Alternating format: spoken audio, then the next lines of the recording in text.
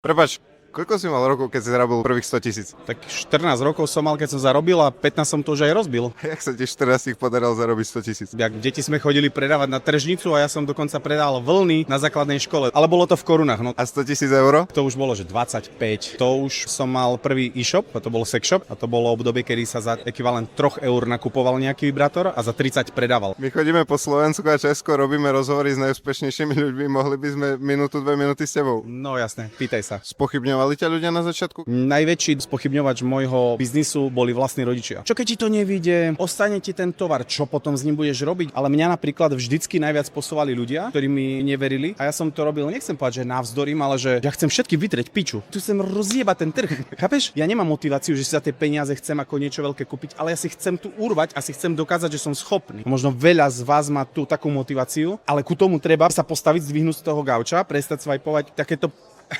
videa a ísť robiť, hej? Že idem týmto smerom, tomu potrebujem toto, si poviem, ktorí sú najlepší ľudia, ktorých môžem spoznať. Pozriem sa, kde budú na nejakej konferencii, idem tam a keď doprednášajú, prídem k ním a poviem ahoj, volám sa tak a tak. Najväčšia prekažka podľa mňa toho nerastu je to, že ľudia veľmi rozmýšľajú nad tým, čo budú robiť a jak budú pôsobiť. Väčšina ľudí rozmýšľa, ale tí najúspešnejší konajú. Nič v živote ako bez akcie nefunguje. Overthinkovanie, rozmýšľanie nad niečím, čo ako urobím a ročný plán a podobné veci. Nie, urob malú vec, dostaneš nejaký dopamín, dostaneš nejaký feedback a keď nie si človek, ktorý proste z toho, že dostane zlý feedback, tak sa zrúti, tak sa proste postav a chod druhýkrát. Môžeme všetko, čo chceme, ale ako to nie, že chcel by som, ale robím to, aby som to dosiahol. Koľko máš rokov? 42. Ja mám 21. Ak by sme zajtra obaja zomreli a mohol by po tebe zostať iba jeden odkaz, čo by to bolo? Vieš, čo budeš ľutovať, keby náhodou, že zomieraš? To, čo si nespravil? Čo si nespravil? A mal som a chcel som. Mal som ísť za tou Julkou a povedať, že je pekná, hej? No kedy, keď nie teraz, ten život žiť úplne akože naplno každý jeden deň, nebyť proste ten, čo sedí, ale ten, čo ide dopredu, aby som o tom neľutoval, že som nevyužil nejakú príležitosť. To boli skvelé rady, ďakujem krásne. Ďakujem aj ja.